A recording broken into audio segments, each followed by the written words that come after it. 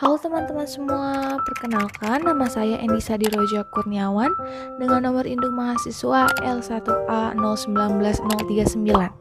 Pada video kali ini, saya ingin menyampaikan mengenai keikutsertaan Indonesia dalam pembentukan ASEAN pada era pemerintahan Soeharto. Kondisi politik luar negeri Indonesia era pemerintahan Soeharto. Di era Soeharto, tepat setelah menjabat pada 12 Maret 1967, ini adalah momen bersejarah ke arah politik dalam dan luar negeri Indonesia.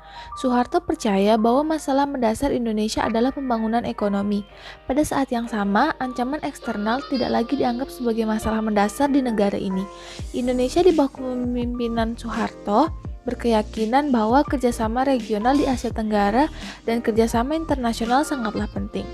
Selain itu, Orde Baru memahami politik luar negeri sebagai upaya menjaga keberlangsungan hidup dan menjaga keutuhan wilayah.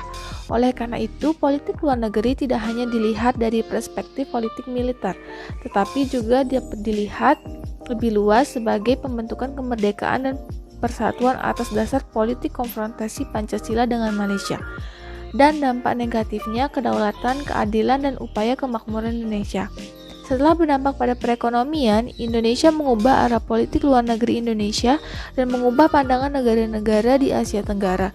Secara khusus, Indonesia dan 4 negara lainnya di Asia Tenggara yaitu Malaysia, Singapura, Thailand, dan Filipina telah menyadari bahwa perlu dibentuk organisasi regional dan menjalin hubungan antar negara, norma, dan prinsip untuk meminimalkan duplikasi di Indonesia. Selain itu, faktor internasional atau di luar kawasan juga menjadi pertimbangan penting bagi Indonesia di bawah kepemimpinan Soeharto untuk mendirikan ASEAN.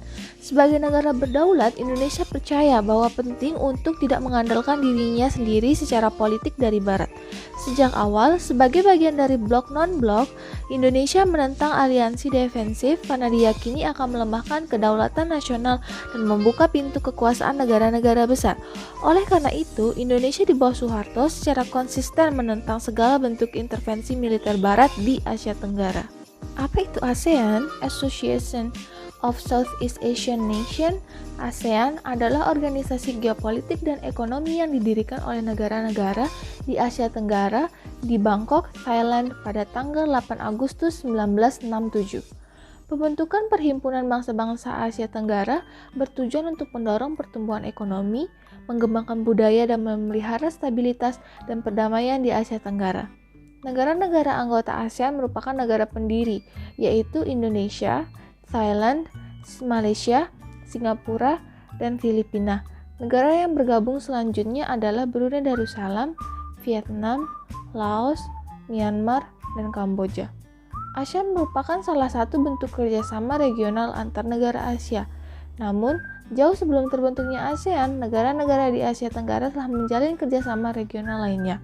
Kerjasama ASEAN pada awalnya terutama di bidang politik, pertahanan, dan keamanan nasional dengan tujuan untuk meredam berbagai konflik yang melibatkan kepentingan negara-negara anggota ASEAN di kawasan sejak Perang Dunia II. Selain itu, banyak kerjasama juga ditujukan untuk mencegah penyebaran komunisme di Asia Tenggara. Memasuki pertengahan tahun 1970-an, dinamika penggerak kerjasama ekonomi telah tumbuh lebih cepat daripada kerjasama di bidang keamanan politik dan sosial budaya. Pasca Perang Dingin, ASEAN semakin giat merumuskan perjanjian ekonomi yang bertujuan untuk mewujudkan integrasi ekonomi Asia Tenggara. Perjanjian ini berdampak cukup besar pada pembentukan masyarakat ekonomi ASEAN. Area perdagangan bebas didirikan pada tahun 1992. Pada KTT ASEAN kedua yang diselenggarakan di Kuala Lumpur, Malaysia tanggal 15 1997, negara-negara ASEAN menyepakati visi ASEAN, yaitu 1. Menciptakan kawasan ekonomi ASEAN yang stabil, makmur, dan memiliki daya saing tinggi yang ditandai dengan arus lalu lintas barang, jasa investasi yang bebas, arus lalu lintas modal yang lebih bebas, arus lalu lintas tenaga kerja terampil, dan pembangunan ekonomi yang merata serta mengurangi kemiskinan dan kesenjangan sosial ekonomi. Kedua, mempercepat liberalisasi perdagangan di bidang jasa. Dan ketiga, meningkatkan pergerakan tenaga profesional dan jasa lainnya secara bebas di kawasan Asia Tenggara. Tujuan bergabungnya Indonesia dengan pembentukan ASEAN.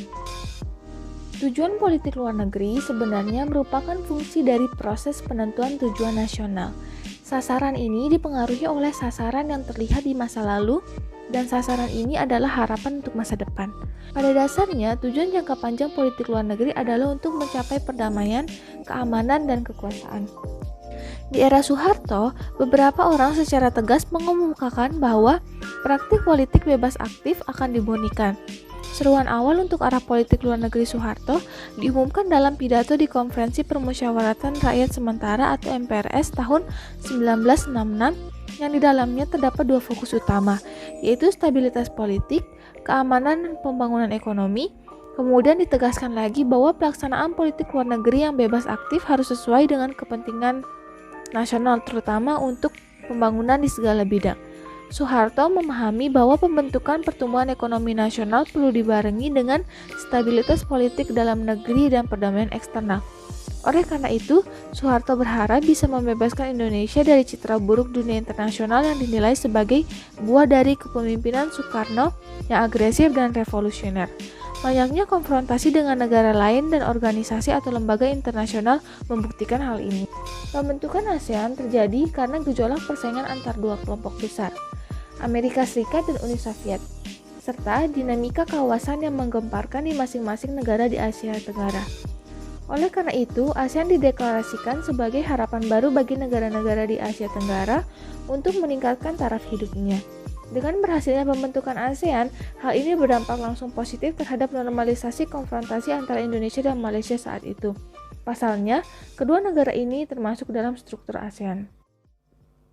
Kerja sama ASEAN dipandang perlu untuk membangun stabilitas kawasan, dan stabilitas kawasan akan memulihkan keamanan negara-negara Asia Tenggara. Era Soeharto menyatakan bahwa Indonesia adalah pemimpin ASEAN, mengingat Indonesia merupakan negara terluas di kawasan.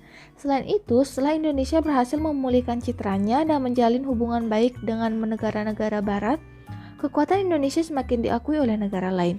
Hal tersebut terlihat dari penetapan kesepakatan terkait pertahanan sementara pangkalan militer asing di kawasan yang tertuang dalam deklarasi ASEAN. Hal ini dilatar belakangi karena Indonesia selama ini percaya bahwa kekuatan militer asing dapat menjadi ancaman bagi keamanan kawasan, khususnya bagi Indonesia sendiri. Dampak bergabungnya Indonesia dengan ASEAN. Keberadaan ASEAN sebagai organisasi antar negara di wilayah Asia Tenggara pastinya memiliki banyak manfaat yang bisa dituai oleh negara anggota. Adapun manfaat atau dampak positif dari adanya ASEAN terhadap Indonesia antara lain: 1. Indonesia dapat dengan mudah memperoleh berbagai sumber daya dan kebutuhan lain yang tidak dapat ditemukan di dalam negeri. 2. Mendapatkan pinjaman dengan mudah. Bergabung dengan ASEAN, negara anggota ASEAN akan lebih mudah jika ingin mendapatkan pinjaman. Ini karena hubungan semakin dekat. Memperoleh fasilitas untuk pembangunan sudah sepantasnya bahwa negara berkembang giat dalam melakukan pembangunan negaranya. Dengan bergabung di ASEAN, maka Indonesia bisa belajar dalam hal pembangunan negara. Dalam pembangunan, maka Indonesia bisa mendapatkan keringanan, baik itu dari segi materi, teknologi, maupun tenaga ahli. Ketiga, menjalin persahabatan dengan negara lain. Setelah bergabung dengan ASEAN, hubungan persahabatan antar negara semakin erat. Melalui hubungan persahabatan, kemudian akan didapat nantinya banyak keuntungan. Dan 4. Pertukaran sumber daya manusia yang ahli di bidangnya masing-masing. Selain dampak positif, biasanya sesuatu juga menimbulkan dampak negatif. Adapun berbagai dampak negatif yang dirasakan Indonesia karena keberadaan ASEAN antara lain: 1. Dalam mengeluarkan kebijakan, Indonesia harus mempertimbangkan dampaknya terhadap ASEAN. Faktanya, pengaturan antar negara tidak akan memiliki efek negatif khusus. Yang sedikit merepotkan adalah perumusan kebijakan Indonesia harus mempertimbangkan dampaknya terhadap ASEAN. Inilah mengapa Indonesia bisa dibatasi. Dan yang kedua, penyelenggaraan rapat atau pertemuan rutin yang menghabiskan waktu dan uang. Dalam organisasi, sering diadakan rapat koordinasi atau rapat rutin untuk membahas hal-hal yang terkait. Mengorganisir pertemuan ini membutuhkan biaya dan waktu. Sekian pemaparan materi dari saya. Atas perhatiannya saya ucapkan terima kasih.